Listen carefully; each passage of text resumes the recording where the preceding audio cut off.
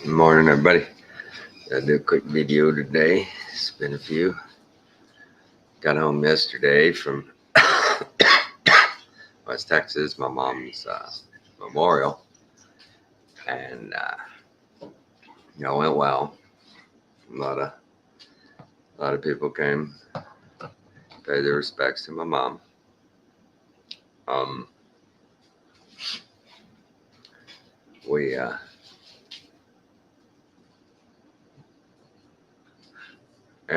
yeah, we had a good little service. She had cremated my brother. Um, he had split up the ashes, and I told him beforehand.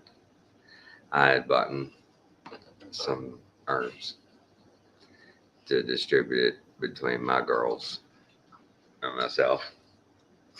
And so everything goes, we're done. And finally on Saturday or Friday afternoon, I'm like, who's got mom's ashes? And my group was like, oh, I don't know, I guess Dean still has them. So I call him up. I said, hey, what's the deal with the ashes? Oh, yeah, we got them.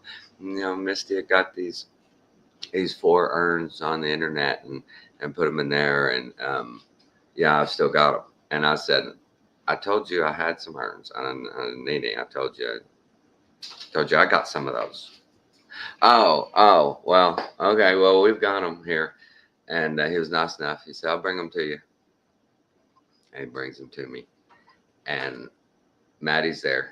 The hotel. It was great to see the babies. I tell Maddie, yeah, he's got ashes down here. You want to come get them? So she came down and got, it was a box, had the urns in it. Said, take them upstairs. I had to talk to my brother about more pending stuff. And so she takes it out. We're driving home yesterday, and I'm like, did Maddie come out and give you our urn of ashes? And Kathy's like, nope. She didn't even say anything about it. I said, I gave her a black box, and inside it had 2 urns that were full.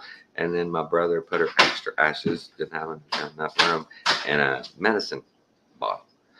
I said, so where are they? And so she texts Maddie and goes, do you have those ashes still? And she goes, yeah, I thought they were all mine. I was like, no, they're not. And so I started screwing with Maddie going, I really can't believe you stole my mother. Please bring my mother home. And Kathy was laughing. She's like, don't do that. I said, she stole my mother. So, but that went okay. That went pretty good. Had and this is what's amazing. When my mom went into the hospital, now it's been 9 days ago. 9 days. My brother was on his way to Kansas for a pheasant hunting trip, and he did not turn around. I told all this in my last video. He didn't turn around, come back for my mother. But I had yesterday, or this weekend, I had a cousin that I hadn't seen in 25 years or more come in from Washington State for her service. And we had family come in from 3 different states to pay their respects. And my own brother couldn't forego a hunting trip to be at his mother's dying bedside. But that's just shows you priorities, right? People's priorities. And it was really good to see that cousin. He he moved in with us during high school for a year because his parents were just awful. So he graduated with us and stuff in Big Spring. And his sister also, my cousin Jody, she came and lived with us. She lived with us for 4 years, And yeah, my cousins, we've taken in a few of my cousins. My cousin Regina from Montana was there also. Hadn't seen her in 25 years. And so it's just one of those deals when you see that. I hope my brother recognized, wow, these people went way out of their way to be here for us. That's pretty cool. That was good. I hugged her neck hard. Appreciated that. That was pretty cool. And then you see something like that, and I was thinking to myself, what am I gonna do when their moms die? Because their moms totally different than my mom. My mom took in their children. My mom took care of them also. My mom, you know, those women never put a roof over my head or fed me or, none of that. Those women never did anything like that to me. The only interactions I really ever had with my in-laws was those people was when we went to pick up their kids to come live with us, or when they would come to visit their kids at our house. Hold on, y'all hear freaking Seven back there? Freaking dog. Hold on. You're killing me, Seven.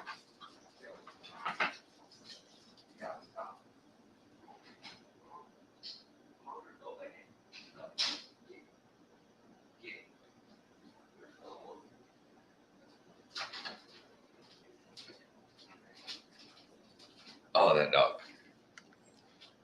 Sitting there yipping at the gate, thinking there's going to be more treats coming. It's done. I called it into it. So, where was I? Oh, yeah. Those women never came, we didn't need them, right? We had a stable family. They didn't. My mom's sisters, my mom comes from 8 other brothers and sisters. Jan and Donna and Shannon and Stormy and Stephen and Lee and her 8 kids. Yeah. And she's the only one that really, rose above it all. The rest of them are still basically living like they were 40 years ago. You know what I mean? They didn't move their stations in life. They haven't improved. They haven't, they're still kind of the same people. Our weaker part of our DNA. But it's just amazing when you see that kind of stuff, who cares and who doesn't care. Because if you don't care, you just keep going and you go hunting. If you care, you find a way to make it to Texas from Montana and from Washington State and from Tennessee. You make it. People came from Dallas and Fort Worth area. They came from Austin. I mean, I was pleased. You always wonder secretly behind closed doors who really cares. And she had a good turnout. I was pleased. I wasn't sure what we get because the last 10 years they've both been going kind of downhill, and so they stopped their. I'm gonna kill that dog. I swear to God, that dog is driving me crazy. She thinks there's gonna be more treats, and there's not. No more treats, guys. Not this morning. So, how'd that go down?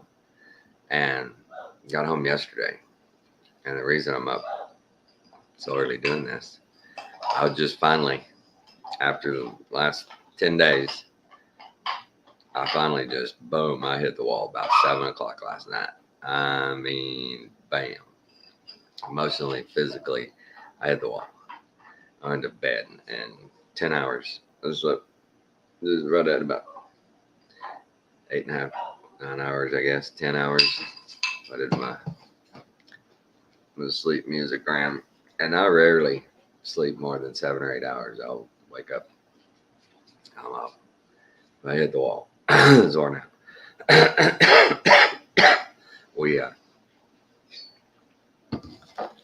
Me and my brother talked a little bit. I don't know why he's got to tell me stuff like that. This was crazy thing about this. He calls me after the service Friday and says, "Oh, hey, you need to go down to this lawyer's office. They have some paperwork you need to sign dealing with Mom." What what is it? He's, I don't know. I don't know. It's something they said they need your signature on something. Okay. I go down to his lawyer's office. I'm like, what is, she hands me this form and I start reading this form.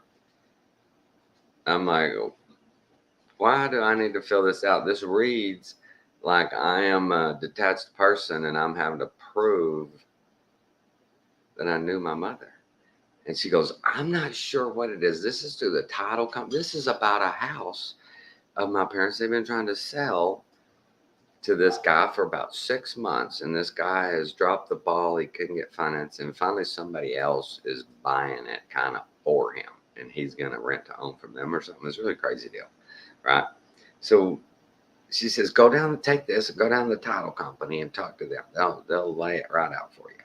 So I go down there and talk to the title company, and she says, what this is this is a heir affidavit. Anytime someone dies, you basically don't have a power of attorney anymore.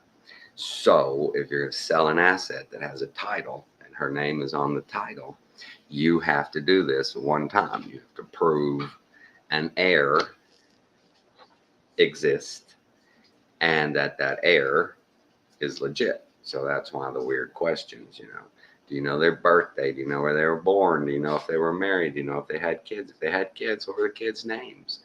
Right? Shit like that. So I fill this all out.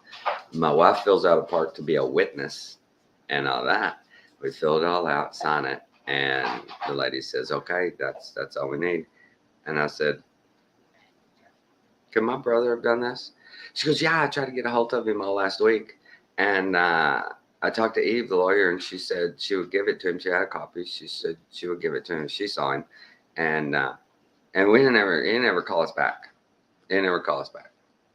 So I'm like, okay, typical of my brother. So I'm talking with him, and I said, I talked to the lawyers, and they said you hadn't done anything to set up that trust. We've been going to set up a trust, take all their assets, put it in a trust. And he goes, I told those lawyers and they ain't done nothing. I ain't heard nothing back. No, I said, well, I'm sorry. That's opposite of what she said. She said she's been waiting on you. She's been waiting on you to get her the information she needs. Oh, she's scatterbrained and all that. And I said, dude, so you're going to cost us $100,000 or more. You're going to cost us a lot of damn money because you didn't do this. It's just going to cost us a lot of money. And if you'd just put all this in a trust while they're both alive, we're free and clear. But he didn't do it. So I'm going back next week. I'll go back next week and try and get this all in a trust before we get the death certificate, before the insurance money's funded, before all this paperwork hits the bureaucratic airwaves and the government and the state, and everybody starts coming after their money. And it's going to suck. We're going to get a 6-figure tax bill. It's going to suck. And my brother didn't do anything about it. I've been talking for 2 years about end of life stuff, how we need to plan, how we need to get this shit together. He's been the one there with them. He's been the one there, in town, right there, could do things and had the power of attorney and didn't do it.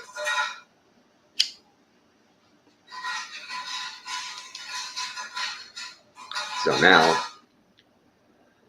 not that it matters to me anyway, but my parents' estate is going to be 100,000 or more worth that less because of that. And he's the money guy. He's the guy that, money rules the world.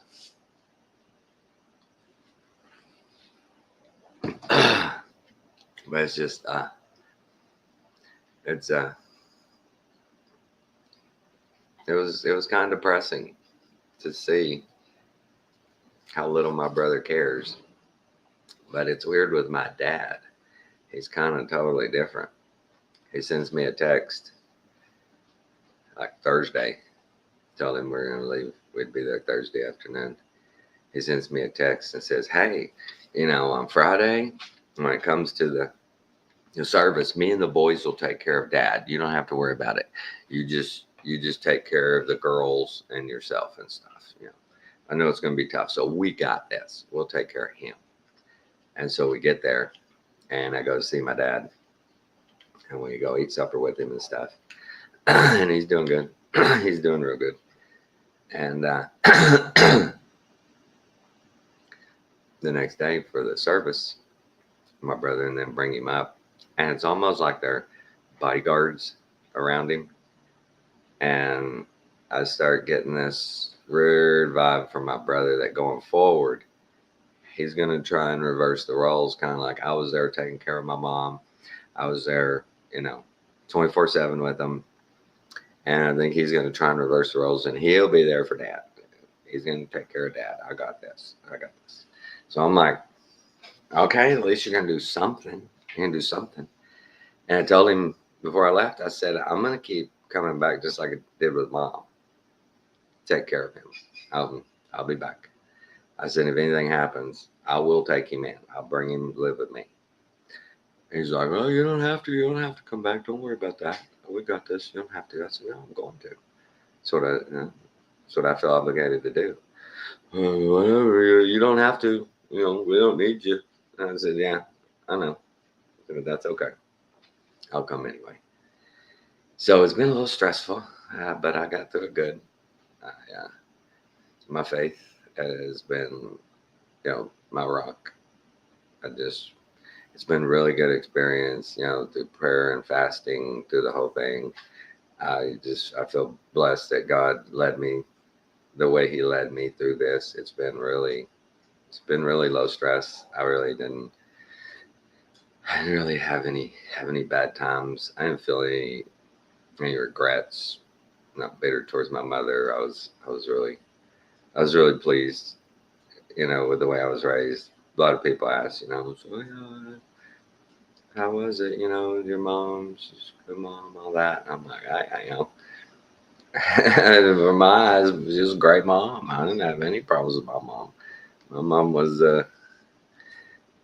she was a product of her environment. And as I got older and learned more about her past, wow, she was a good mom. Coming from where she came from, the things she overcame. Her and my dad getting married 16 and 18 years old. Having a first kid by the time she's 17 and having me by the time she was 19. And they made their way. I was impressed. My mom was always a really good mom. For some reason, my brother, man, these last few years, him and my mom got sideways big time. And he just really didn't give a shit if she lived or died.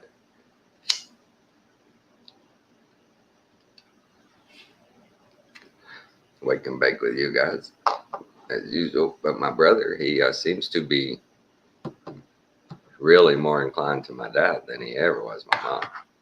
And that's the way it goes. I mean, I don't know.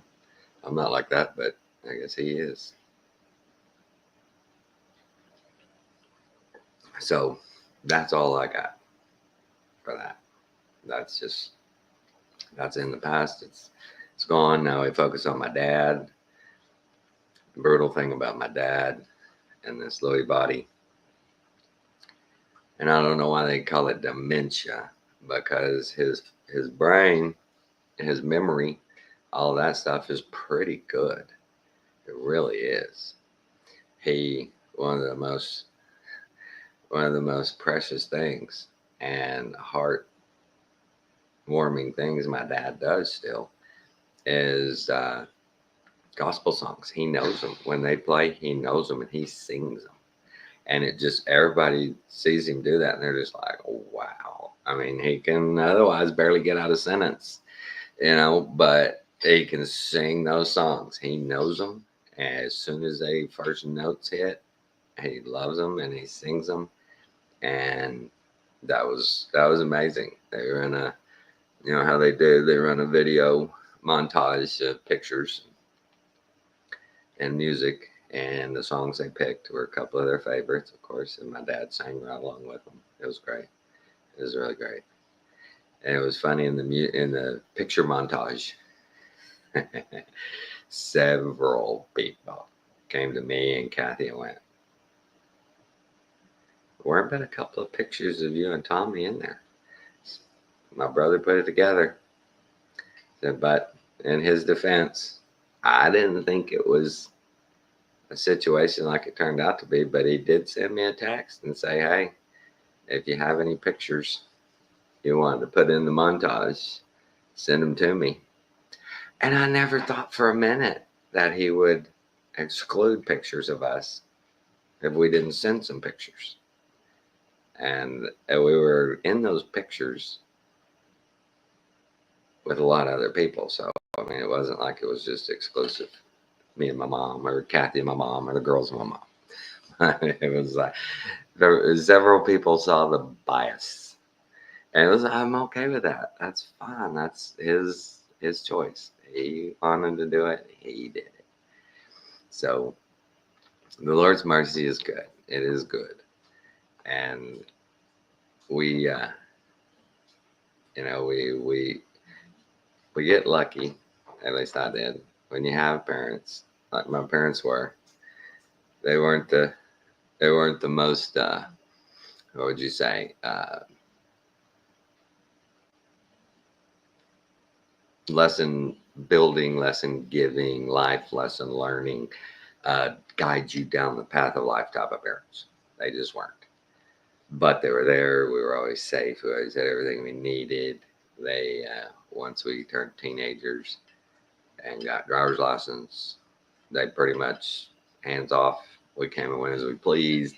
We didn't get a bunch of shit from them. We didn't get in a lot of trouble or anything, so there wasn't any friction. Uh, you know, kind of just did our own things.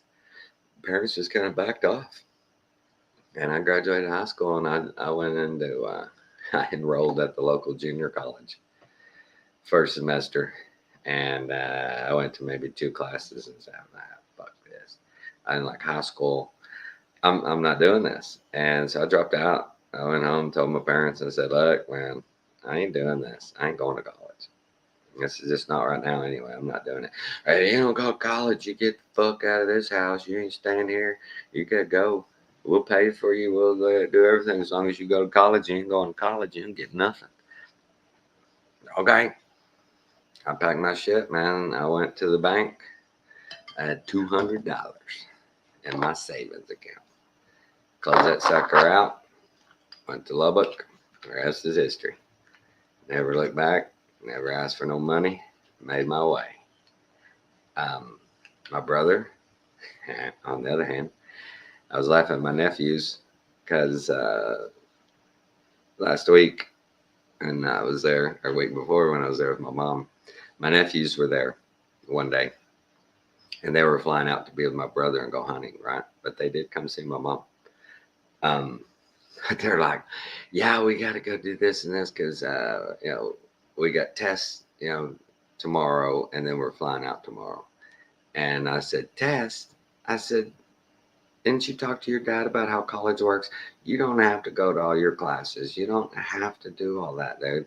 You can stay in school for 8 years, free of charge. Come and go as you please, and you don't have to get a degree. Ask your dad. He knows the pathway. And they were laughing. They were like, oh, I don't know. I said, has he told you his whole college journey? Oh, no, not really. I said, well, let me tell you. And they're like, oh yeah, he wasted about $50,000, $60,000 of my dad's money. This is in the '80s, right?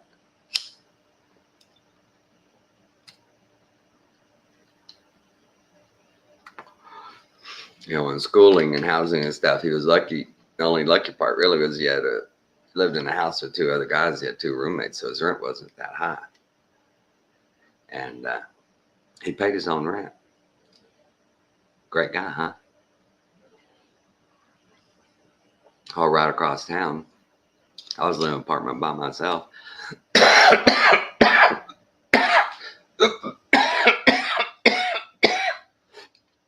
Ooh, hot coffee. But I was living in an apartment by myself, paying my rent. My dad wasn't subsidizing me in any way. But that's our journeys. I mean, me and my brother, 2 different paths. And I am certainly not displeased with mine. I don't know how he feels about his, but I'm perfectly pleased with the path I led, the journey I went on. But it's nice. It's nice to see people cared about your mom. It's nice to see people are willing to go to extra lengths to pay their respects. And like I said, I wonder what I'm gonna do with my cousins and stuff, my aunts, when they go. Am I gonna make the journey to be there for them? Probably so. I mean, it's about them. They came there to be there for me. When you come do that, you're there for the people that are still alive. To show respect, to them and to the past. So I'll more than likely, be there. They were there for me. I'll be there for them. I don't know about my brother. I doubt my brother will be. I doubt it.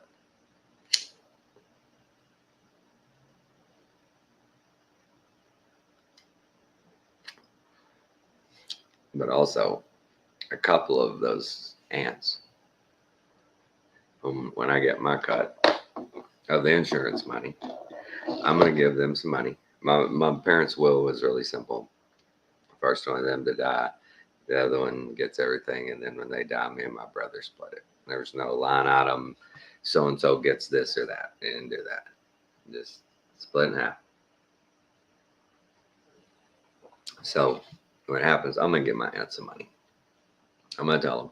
Mom told me, it's not true, but I'm gonna tell them. My mom told me before she died to give y'all something, and so I am. They don't need to know if that's true or not. I just want them to feel like their sister thought about them and cared about them. Whether she did or not, I'm still going to do it. Because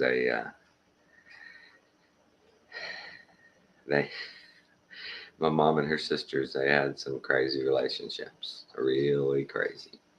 Really crazy. It is kind of disappointing that are still alive. Her brother Tommy, her brother Tommy, her sister Stormy, her sister Donna. They weren't there. They didn't come. But her sister Jan was there. And her sister Shannon were there. The others are all dead. So her sister Rhonda was there. But it's one of those deals where, wow, don't even go to your own sister's funeral.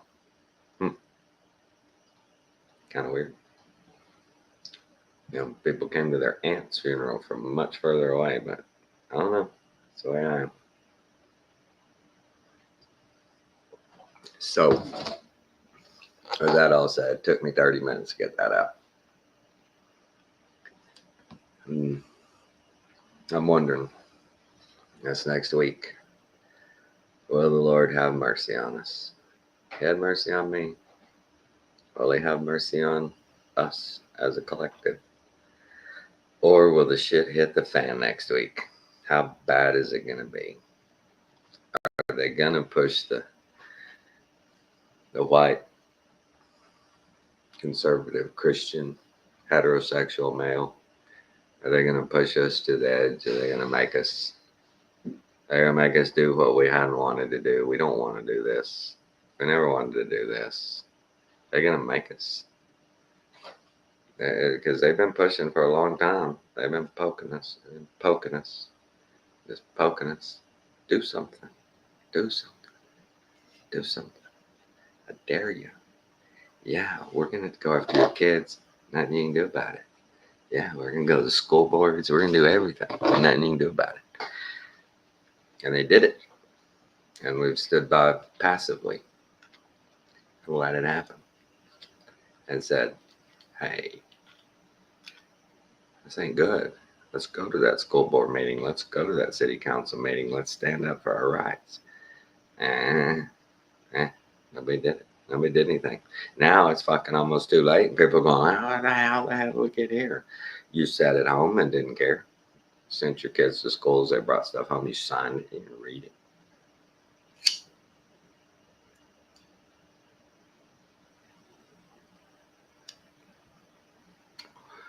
And it's not so much their fault.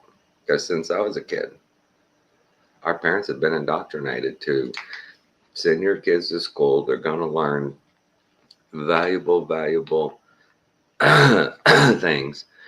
We're going to get them ready for the world. We know you're busy. You work hard. We're going to provide schools everything they need. Trust us. And our parents went, whew, oh, that's great because now both of us have to work. And shit, we can't afford babysitters. Daycare wasn't a thing then, so it was like, thank you, government. Thank you for starting Head Start. So you can have my kid a year sooner than ever before. I was one of the first classes. I was one of the first classes that was in Head Start in Vicksburg. And I can still remember that was traumatic, man, going there. And I'm just like, what is happening? My mom and dad kicked me off here. I got like in the first day or two on the freaking slides. Some little dude tried to weasel past me, and I freaking elbowed him right off the slide, man, right off the steps. And at that age, right, kids are losing teeth all the time. Yeah, tooth fall out. But that some bitch was about to come out anyway, And oh my God, the uproar. Tommy oh my God, he's such a problem. He's starting stuff already. And I'm like, I was on the slide, man. We're going up the steps. There's a process here. This dude tried to cut the line, man. Don't play that here. And there was already, even then, they were like, well, you have to turn the other cheek. You have to walk away. You have to, let them have that spot. It's okay. No, it's not. My dad taught me. It's the way it works. And my dad taught me, if people don't obey the rules, use violence on them. Use violence on them. Kick their ass and show them this is the way we do the rules. I won't kick your ass if you keep the rules. Just another big part of the psychological op that was the indoctrination system of the education system. And they did not want us to fight for ourselves. They did not want us to push back against lies or what was wrong. That whole zero tolerance policy, when Alex, when she was in like 8th grade, she got jumped on by these two Mexican girls, and she fought back, man. And they called me up to the school going, yeah, she's gonna be suspended for 3 days. And I'm like, for what? And the same shit. Well, for fighting, it's zero tolerance. No, she wasn't fighting. She was defending herself. There's a whole different, it's a whole different thing. This wasn't, she started a fight. She was sitting there minding her own fucking business. And she got jumped from behind. There was witnesses, that told you that. Yeah, but I was just told that she sits there and takes the ass whooping and she raises one hand to defend herself. Boom, that's it. You're out of here? That's the stupidest shit I've ever heard. I said, if I ever see you out in public, I tell you what, bud, you're gonna be a world of hurt because I'm gonna start a fight with you. She didn't start a fight. She was forced to fight. You're gonna be forced to fight. And he was looking at me. His eyeballs are big. I said, don't think I'm fucking with you. I'm serious. You better fucking hope I don't see you. This is stupid. And I'm gonna play out your own rules in real life. See how you like it. See if those rules work good for you. Because you know what you'll do? You'll call the police saying, hey, this guy just hit me for no reason. And guess who'll get in trouble? Not you, me. See, you fuckers play this game in here that, it don't matter who hit who. You're both in trouble. You're both guilty. Equal punishment for unequal actions. That's the way we do it. Oh, I laid into that motherfucker.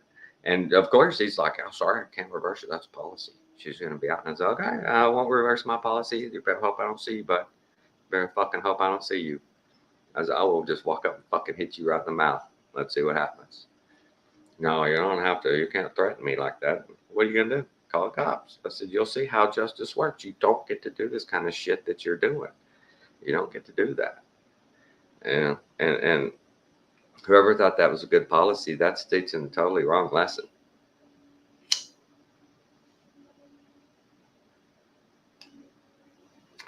That's a complete passive,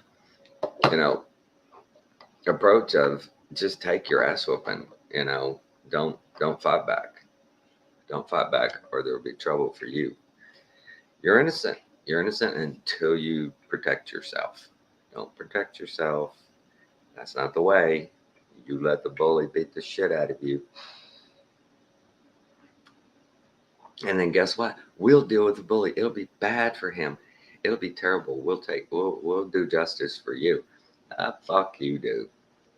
You don't do a damn thing. So, yeah, that was my first experience with that shit. And it's even worse now. It's even worse now. I'm just afraid we're too passive now that nobody will fight back. They're gonna let them. They're gonna pull some shit again, and it's gonna be ugly. I don't know. What will you do? Will you exercise your Second Amendment rights? Because you know what it means, technically, to option your Second Amendment right. You know what it means? You have to pull the T. You have to pull the T. You just have to. The only way to preserve our Second Amendment rights is by exercising it. And you want to exercise it when they make you. If you don't, they're going to take it. The only way you preserve it is by using it. That's why it's there. To protect the First Amendment, to protect all the other amendments, the Fourth, search and seizures, Third, all of the quartering of guards, everything. Second is there to protect all the rest. And if you don't use it, you're going to lose it, all of it. You're going to lose it all. If you don't use one of them, you're going to lose them all. Is that what's fixing to happen in about 5 days? What's going to happen? Voting is Tuesday. They've already announced in several states. Probably not going to be done Tuesday night with the count. We're not going to be done. So it may be Wednesday or Thursday before you find out.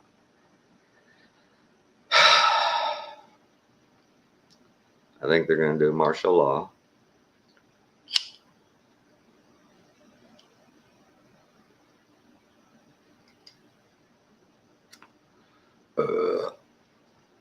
I think they're going to pull the biggest shenanigan they've ever pulled. And it's going to be down to the Lord's mercy what happens. I don't know about y'all, but like the song says, I can feel it coming in the air of the night. I can feel it coming. Something's happening. You feel the tension in the air. The vibration is not a high frequency. It's very low vibration. It's very, very, very creepy. Good luck to everybody. Pray for you all, especially you guys in Europe, my viewers, South Africa, Australia. Good luck, guys. Because when this shit goes down here, probably gonna go down there too. I don't see any reason it wouldn't be a huge trigger effect across all societies that are tired of the tyranny, tired of the oppression, tired of the lies, the corruption, just all of it. But if we'd have taken our own advice and kept true record and account of our history, we might not have repeated it, because this is just a repeat of past events. We just keep doing it over and over. I don't know if you've seen the guy, I don't know his name. There's a book, The Fourth Turning. And in society, all through our recorded history, there's a first turning, second, third, and then the end is the fourth turning. And this is all going down just like the last ones always have done. And we haven't learned a thing. We keep trusting in officials. We keep trusting in institutions. We keep trusting in people who've done nothing to deserve it. But we do it. We do it because we're lazy. We've been told this system works. It's the best system in the world. These people only go into these offices because they care. You know, we've been sold such a huge bill of goods on this shit. You know, And I've said it before, but even as early in the '80s, when I was becoming aware of politics and societal things like that, it hit me even back then that there are jokes, and it's fine to make jokes about a pedophile priest, which is just gross. I mean, why would there even be a pedophile priest out there? Number one, but since there is, should we joke about it? I don't think so. And then there's the crooked lawyer. Everybody jokes about the crooked lawyers, and right there with them, the crooked politician. That they're the conglomeration of the pedophile priest and the crooked lawyer. They're now a pedophile uh, legislator, right? Elected official crook. They do it all, and it's always been joke. It's just a joke, but everybody knows it's true.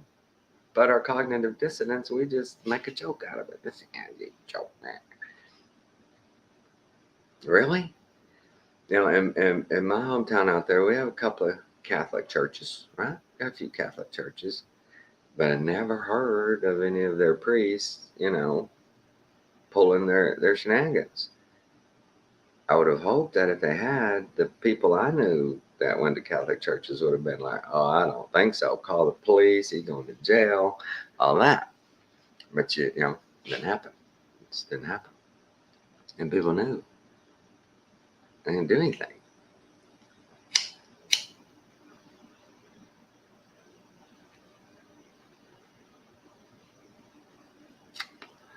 I think it's going to be interesting. It's going to be interesting, the response.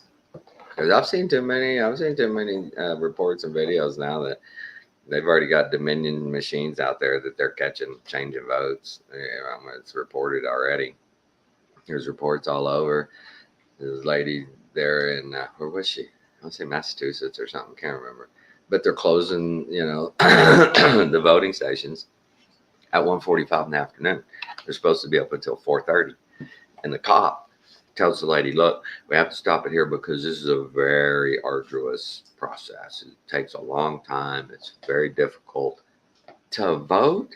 You have to shut it down because you can only do another 20 people or so for the next 3 hours. So you have to shut it down now just to make sure poll workers go home on time. Everybody's out of here.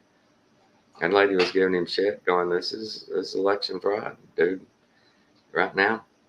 And the courts already have it. They already took it to the courts and stuff. It's already hit the courts. It hit them pretty quick, going, whoa, whoa, whoa, whoa, whoa. Look what these people are doing. Who made that call to close the doors, stop the voting? What happened? It's crazy, man. It's crazy. One guy said he knows. He said, I know that she's going to win for one reason only. Their confidence. They've got this confidence in them that it's eerie that they're so confident. When you see the big picture and you see that, wow, there's no way in reality she could win, but they're so confident all across the board. The media is carrying the water. They're confident. They're talking about polls don't matter. Polls don't matter. The people want us. We know that. And that's the way the left does. They just say the lie enough until it's truth. They just keep, Saul Alinsky, rules for radicals. Just keep pounding your opponent with negative. Whether it's true or not, doesn't matter. Don't apologize for it. You gotta read Saul's book. He lays it out perfectly. You do not apologize for your lies and your smears. You just keep them up.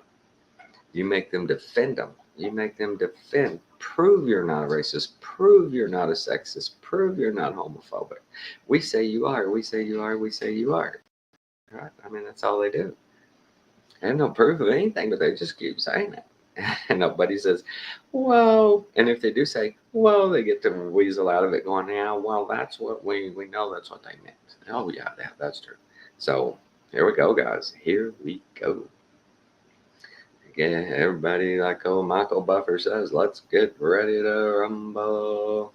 Because I don't see any way out. I don't see them stepping back going, yeah, y'all beat shit out of this. Y'all are in charge now. It's all good. Jamie Raskin already said he's not going to get in. We're not going to certify him. We will not certify him. We have the last line of defense here in Congress. We will not certify him. And it's like, what did he just say? He just told the world we're just not going to do it. We don't give a fuck if he does win. That's kind of a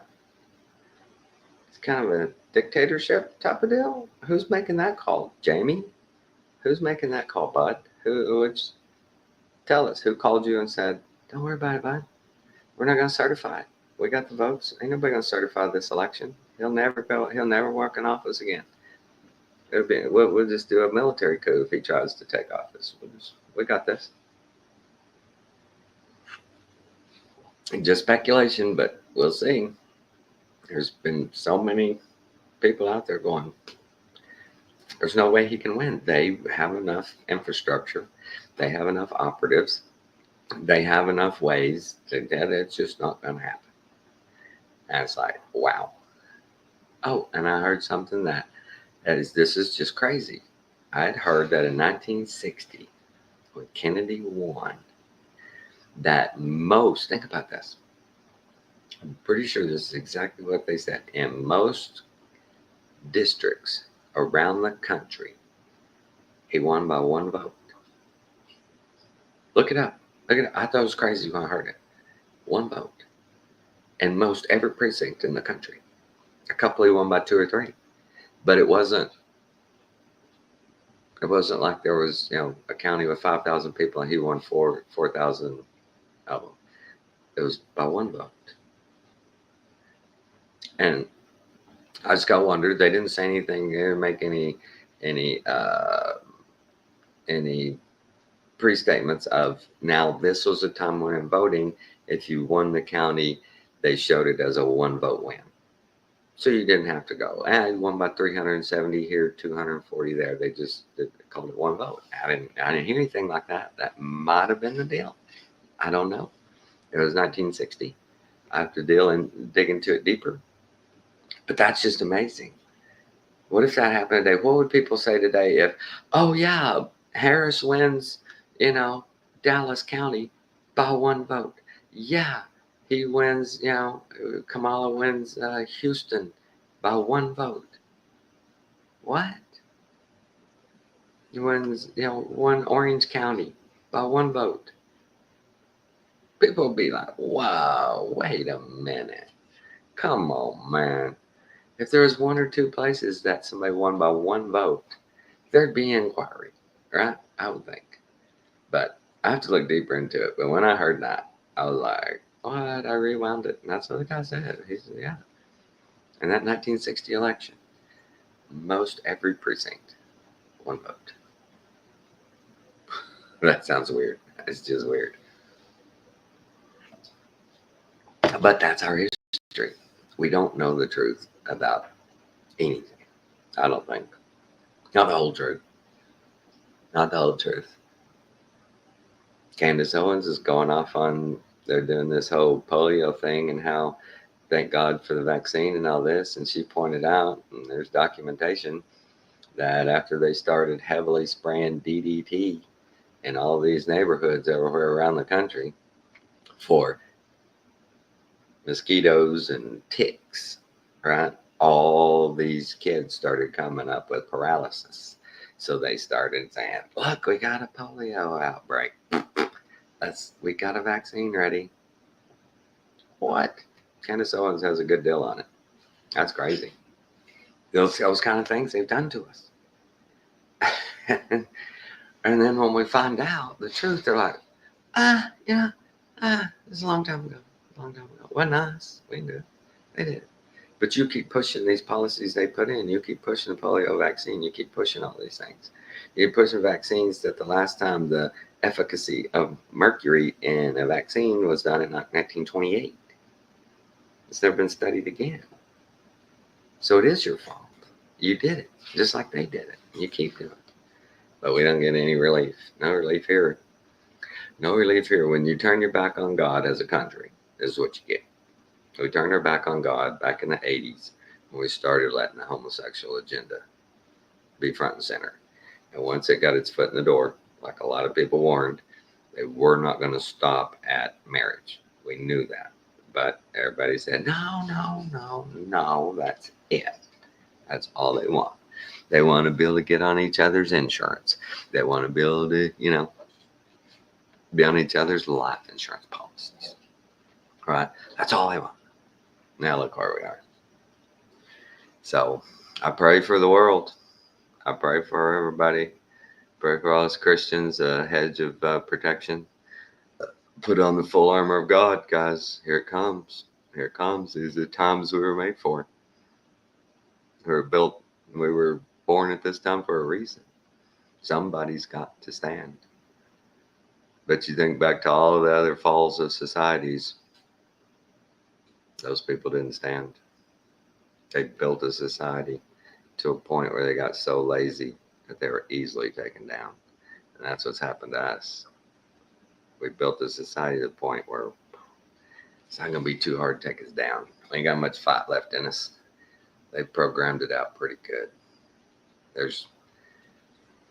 I don't know if the heart is there. I don't know if the collective heart is there. I think the indoctrination to the proclivity of the left is just too deep. I think there's too many wussy pussy men. I think too many soy boys. There's too many radical feminists. The only way to fix this is become a God-centric country again and get our shit back together. But it ain't gonna happen. We win in the end, but right now you gotta go through this hell. You gotta go through it. There's no avoiding it. Trump ain't gonna fix it.